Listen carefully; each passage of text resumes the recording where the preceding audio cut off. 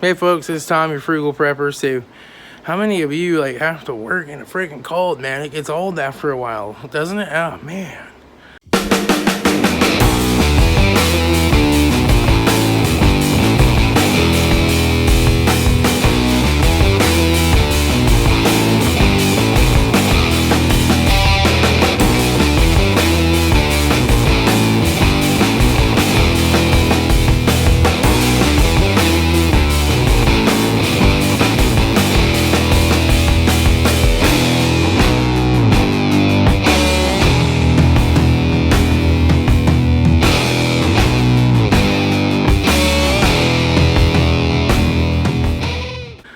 I sit in an office all day, and then I come home, work on cars, and it's freaking cold. It's freaking, with all three heaters going, it's about 40 in here right now. It's getting colder now that it quit snowing. It was up in the about 50 before. But I gotta have the door open because this big old boat won't fit all the way in here and give me any room to work on it, because I had to take the front clip off to change the headlight bulbs on it.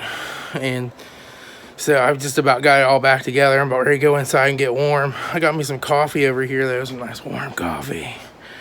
Coffee. Yeah, as you get over here, it gets really colder. You can see my breath. Yeah. Even my coffee's not staying warm as long. Man, I need some like little tiny Ford Festivas or something to work on, make things a lot easier, because I can get them all the way in the garage and close the door. Although I could work on this thing if I was working on like the wheel or something on the side, down here, I'd have plenty of room. But trying to work on it in the front, by the time I pull it all the way in here, I just barely have enough room to clear my broken snowblower and my battery charger. My snowblower, I took it apart, and then I had to get a gasket for the carburetor, and the gasket finally came, and now I can't find the rest of the parts, and it's just too cold to mess with it. So I just, when it snows, I just go out and drive up and down the driveway a few times and pack the snow down, and then throw some salt in the tire tracks so that it melts off. It works pretty good. And we got the big snow originally, and I had to go shovel that. But a good thing is, man, check this out. I'm digging through my toolbox drawer. And guess what I found? Found me some 7.62 by 39. I found me a box of 380 auto. I don't know if that's a full box or not. It feels like it might be a little light on my end. Let's see. Oh no, that's a nice full box. Check that out. Oh yeah. That's like freaking gold right now. Found me a few boxes of 22. Like, I bought this after the Sandy Hook thing. $5 for that box. Well, $2.99 for that box wasn't too bad. But yeah. That's been tucked away in one of my drawers in my toolbox forever. Take that inside and put it in an ammo can. But it's like, hey, bonus, found ammo. Oh man, my garage is all a mess. I got axles and parts and stuff just thrown everywhere. I'm getting to the point where I can't ever find the tool I need when I need it. And it just, I need to clean it. It's just been cold and snowy, and I just want to get this stuff together and get the heck out and close the door and go inside where it's warm. I want to spend extra time out here cleaning up. I got a bunch of transmission fluid on the floor here. I can't wait for spring so I can just open this up and hose this crap out. It just really needs it pretty bad. Get the Big Buddy heater going, kerosene heater going, the electric heaters going. I need a couple more heaters. So I need one of those. Well, I have this torpedo heater that I was supposed to fix for a friend, but I never got to it, and I think it just needs an adjustment on the air nozzle thing, and I got the tool somewhere for that. Maybe I can get that working. That'll be the thing to have, a big old torpedo heater.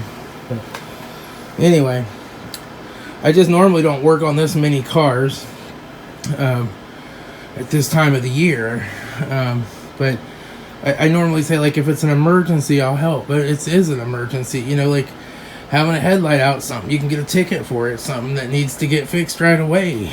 You know, it's not something that can wait. And you know, if we took this to a shop, we're gonna charge them 2 hours labor, and it's gonna be super expensive. You know, so yeah, I guess it just is what it is. Oh well, I'm gonna get off here and get this thing back together, and get inside. I'll talk to y'all later. It's Tommy, Frugal Prepper. Here's the snowy snow. Yeah, we haven't really plowed down through here yet. Looking pretty slickery out there. There's my car. It's all covered up since I come home from work. It's covered up that much. Yeah, it's kind of crazy. It's amazing how much quieter the cars are when they drive on snow, though. Don't even hear them going down the road. Wow. All right. Back to work. All right, folks, it's actually like a week later now, but yeah, just getting this video up. I wanted to thank Jaspel. He has a YouTube channel. He doesn't have a lot of subscribers. I'm really surprised he doesn't have more. He has a really good channel. If you like a lot of really, you know, I guess good things to think about, you know, he has a lot of good, thoughtful, thought-provoking type of content, and a lot of neat content about, you know, he just did one on a battery backup light bulb, which I think is great. I'm gonna get one of those. But he sent me a care package here, so I'll show you what he sent me.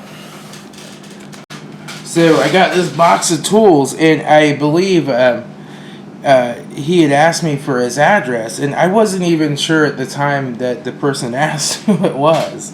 And then I put it all together. I'm like, oh, yeah. And this was the dead giveaway when I opened it and I saw this, because I recognized this from one of his videos, and I think I left a comment like joking around that he needs to send that to me. So he did. This is really great. I'm excited to have this. This is like one of those right angle small impact wrenches, so it impacts and hammers on the bolts, so you can get into some really tight and different kinds of places with this. It's got it's a jet, and it's got a reverse and a forward setting on it here. Somehow you change that. Yeah, it's kind of hard to change, but yeah, it moves.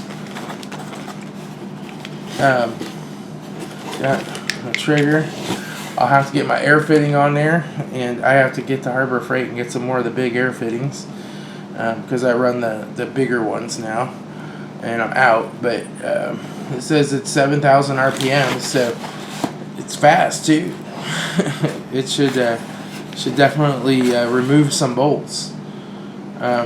This is the JAT-124 is the model number on it. I'll definitely put this to use, especially when springtime comes and I get to doing some more real wrenching on stuff in the driveway. He sent me these like little Torx bits. Let's see, this is a Impact Performance series. It's by Irwin. Let me see. It's got a number 2 Phillips, number 2 square. It's got T20, T25, a flathead, and another number 2 Phillips. So this will be really nice for the impact driver. Comes with like a little magnet thing that you can slide around them, I guess, to hold the screw on, which is kind of neat. That's awesome. I really like Irwin stuff. I've never had any problems with it. They sent me this set of Cobalt Torx drivers. These are always really handy to have, especially, I mean, not so much automotive. A lot of times automotive, you need something you can put a ratchet on. But these are really handy working with different electronics and stuff if you have star bits.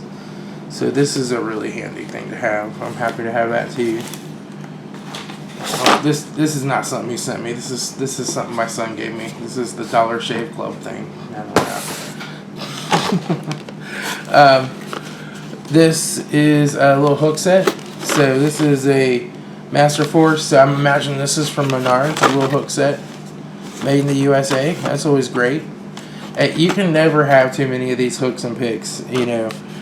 Like every time I'm at Harbor Freight, I usually pick up a cheap set of those little hooks and picks, and you know, you can just never have enough of this kind of stuff when you're trying to work hoses and different things loose on a car. These come in super handy. I have accidentally stuck one of these through my hand before, though, so you have to be kind of careful with them.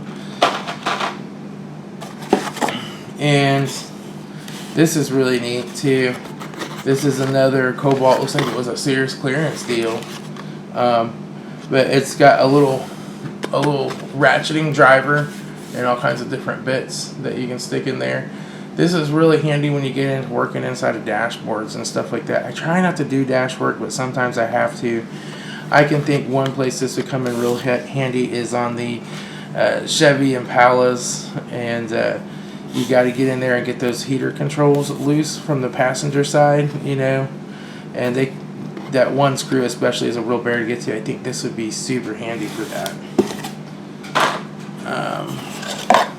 And he sent me some really small screwdrivers. So this is a little Phillips, but it's got a big handle. This is by Tecton. This is really handy if you're working with small, like laptop, computer parts, hard drives, stuff like that. Get into some of those little screws, but having a big handle to really give you some control over it.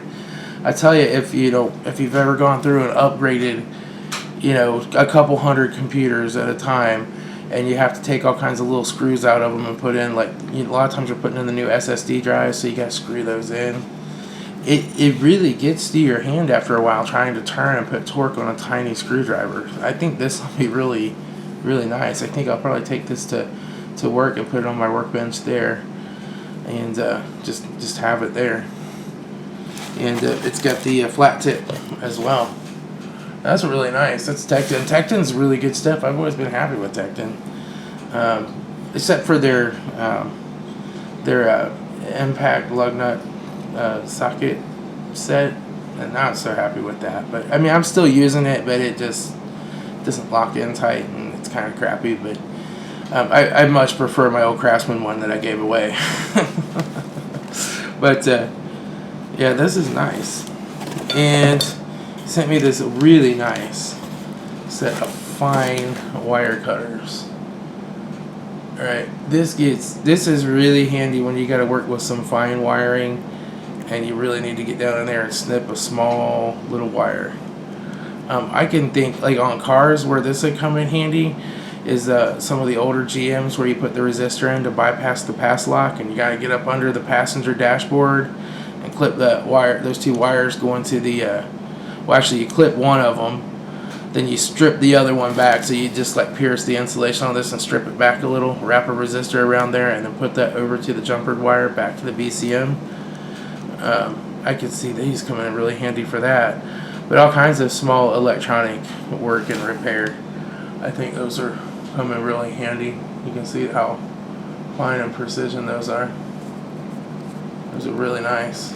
They got a really good bolt or spring, cushiony handles. And these are Excelta. They're ESD safe. You know, I've never... You know, back when I first started working on computers, you know, we used to have anti-static workstations and with anti-static mats that you stood on and anti-static mats on the table and hook yourself up to a ground and wear an anti-static wrist strap.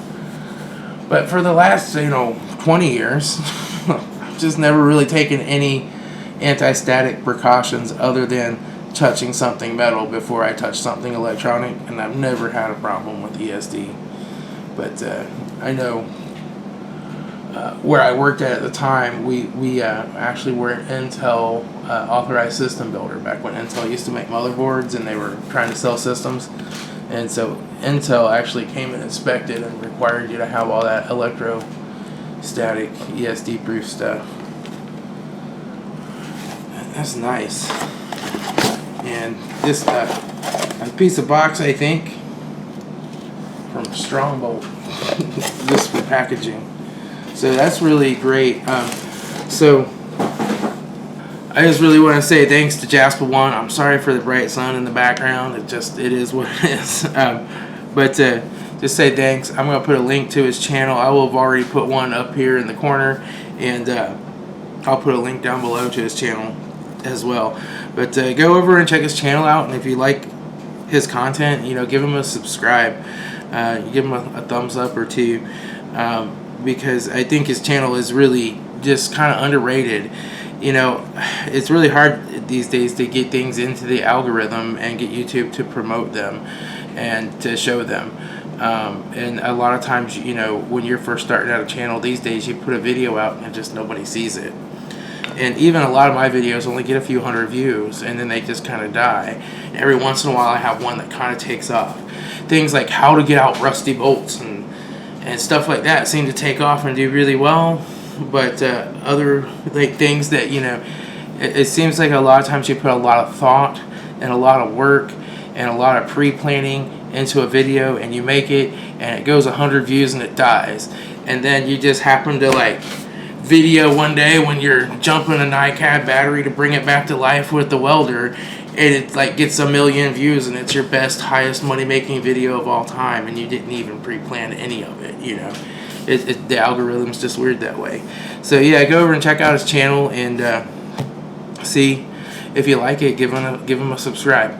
I'll talk to y'all later. It's Tom, your Frugal Prepper.